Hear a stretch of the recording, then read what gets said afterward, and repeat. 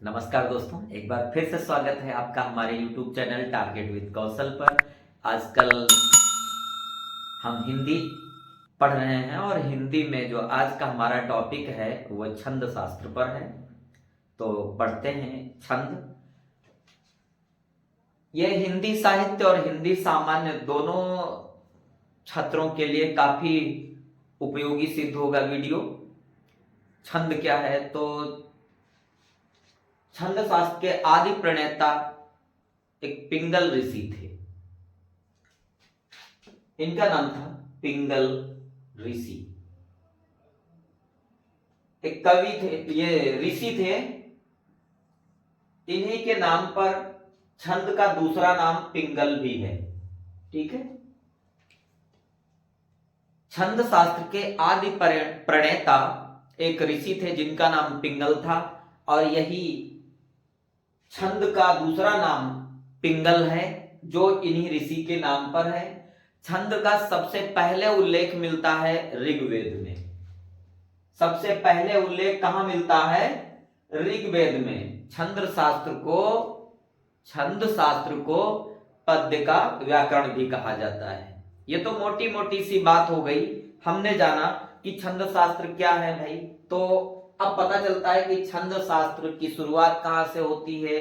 छंद शास्त्र के आदि प्रणेता एक ऋषि थे जिनका नाम पिंगल था, इसलिए छंद को पिंगल भी कहा जाता है। दूसरी बात कि छंद का सबसे पहले उल्लेख कहां मिलता है? तो ऋग्वेद में मिलता है। उसके बाद में छंद शास्त्र को पद्य का व्याकरण भी कहा जाता है। अब बात आती है कि छंद के अंग कौन कौन से होते हैं। अभी जो छंद हैं उनको पढ़ने से पहले हमें इनको जानना जरूरी होगा कि छंद में अंग कौन कौन से होते हैं। तो सबसे पहले क्या होता है? छंद में चरण होते हैं। उसके बाद में वर्ण मात्रा होती है, फिर संख्या और क्रम होता है, गति होती है, यति होती है और विराम होता है, फिर तुक होते हैं और गण होते हैं। इतनी सारी चीजें छंद के अंग कहे जाते हैं।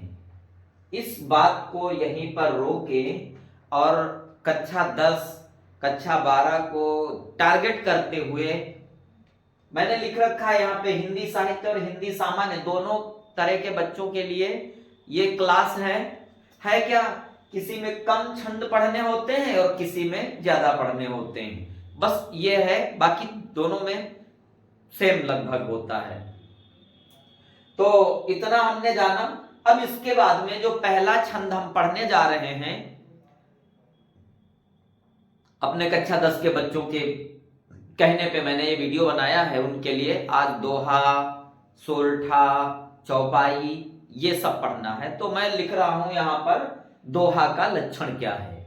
इसको मैं साफ कर देता हूं और दोहा का लक्षण लिख करके उदाहरण बता रहा हूं, और फिर मैं बताता हूं कि मात्राएं कैसे लगाई जाती हैं। ठीक है। हाँ, तो मैंने लिख लिया है। लक्षण दोहा का क्या होता है? ये अर्ध सममात्रिक छंद है। दोहा क्या होता है? अर्ध सममात्रिक छंद है। इसमें 4 चरण होते हैं। और क्या है इसमें? इस छंद के विषम चरणों में 13-13 मात्राएं होती हैं। अब विषम का मतलब है पहली और तीसरी। ठीक, पहले और तीसरे चरण में दोहा जो है इसका लक्षण है कि यह अर्ध सममात्रिक छंद है, और इसके पहले और तीसरे चरण में 13-13 मात्राएं होती हैं। दूसरे और चौथे चरण में 11-11 मात्राएं होती हैं। तो मात्राएं कैसे लगती हैं अभी मैं आपको बता रहा हूं। मैंने यहाँ पे एक उदाहरण लिख रखा है, श्री गुरु चरण सरोज रज। ये हो गया हमारा एक चरण। इसको हम क्या कहेंगे? ये हमारा एक चरण हो गया। निज मन मुकुर सुधार, ये दूसरा चरण हो गया। फिर तीसरा है बरनौ रघुबर विमल जस, ये तीसरा चरण हो गया। जो दायक फलचार, ये चौथा चरण होगा। अब समझाना ये है, लक्षण कहता है दोहा का कि जो विषम चरण है, विषम चरण का मतलब है पहले और तीसरे।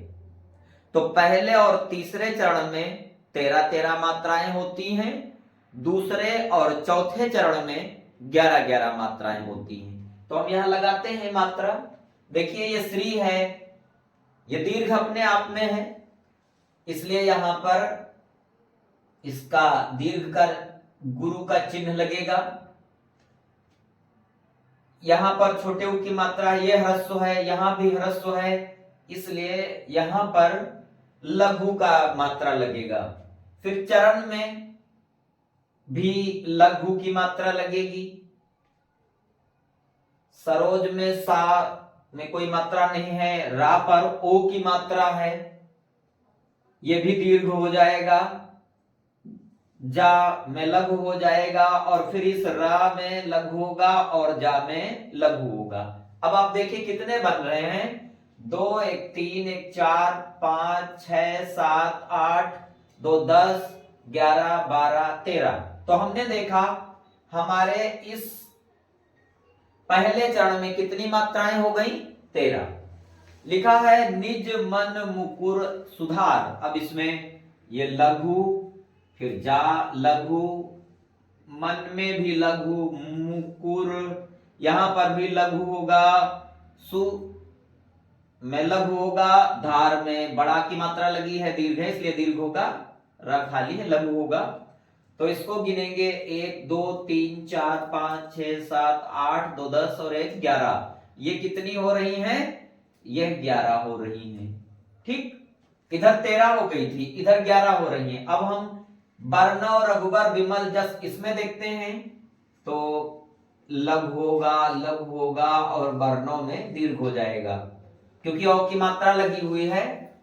रघुवर यहां लघु ही रहेंगे। विमल में छोटी की मात्रा वा में लगी है इसलिए ये लघु होगा। जस, अब गिने हम इनको 1 2 2 4 4 8 9 10 11 12 13, ये 13 हो गई। देखिए, और फिर ये है जो दायक फल 4 में ये 2 हो जाएगा, दीर्घ है। दायक में दा में दीर्घ लगेगा, या और का में लघु लगेगा, फल में लघु लगेगा, चा में दीर्घ लगेगा, रा में लघु लगेगा। काउंट करें 2 2 4 2 6 2 8 2 10 और 1 11, है ना। अब हम देखते हैं, लक्षण कहता है कि पहले और तीसरे में 13 मात्राएं होती हैं। इसका पहला चरण ये है, इसमें 13 है, और तीसरा चरण ये है, इसमें भी 13 है।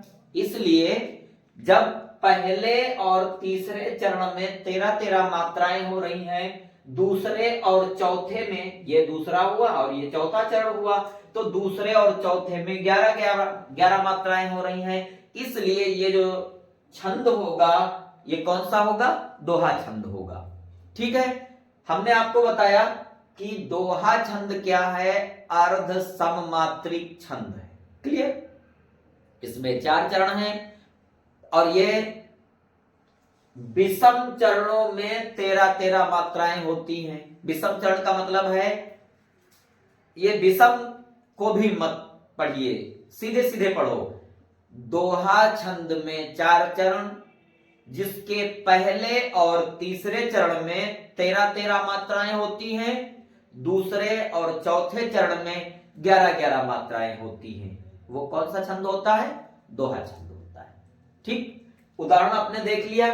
मैंने लिखा था श्री गुरु चरण सरोज रज निज मन मुकुर सुधार, बरनो रघुबर विमल जस जो दायक फल 4। मैंने मात्रा लगा करके आपको बता दिया, और उससे यह सिद्ध होता है कि पहले और तीसरे चरण में 13-13 मात्राएं हो रही हैं, दूसरे और चौथे चरण में 11-11 मात्राएं हो रही हैं। इसलिए ये जो छंद है ये हमारा कौन सा छंद होगा, ये दोहा छंद होगा।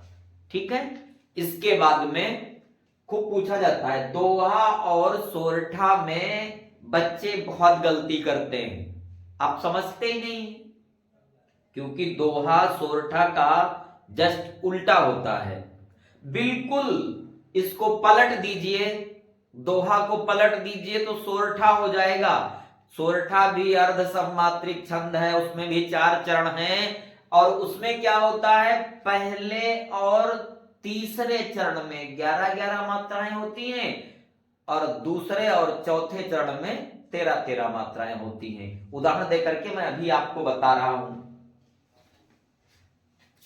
मैं अभी लिखता हूं सोरठा का लक्षण, अभी समझिएगा, मैं इसको जब तक साफ कर देता हूं।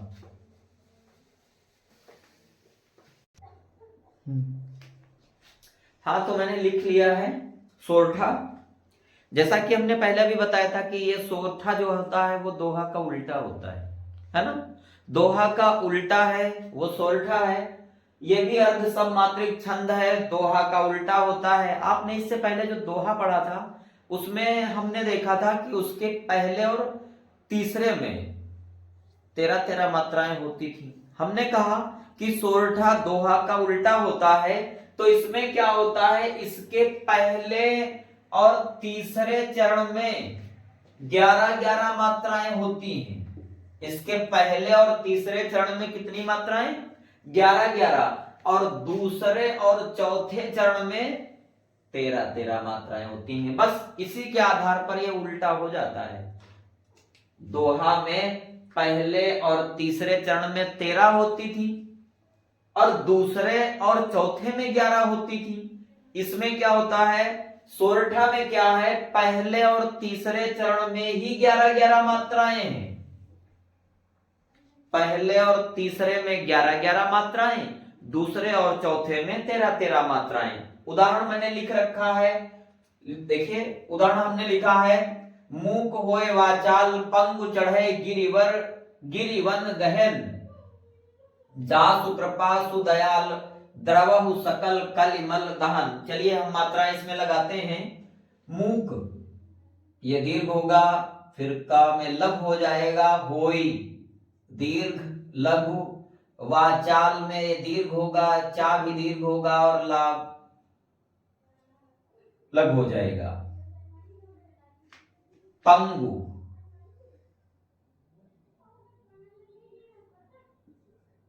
चढ़े, गिरिवन गहन। देखिए 2 1 3 2 5 1 6 4 10 1 11, इसमें हमें कितनी मात्राएं मिल रही हैं, 11 मात्राएं। 1 2 3 4 5 6 7 8 9 10 11 12 और 1 13। दूसरे चरण में 13 मात्राएं मिल रही हैं, पहले चरण में 11 मात्राएं मिल रही हैं।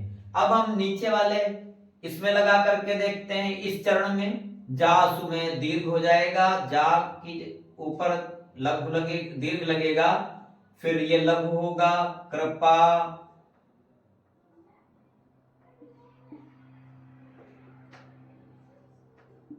इस तरह से लगेगा, द्रवहु सकल कलिमल दहन।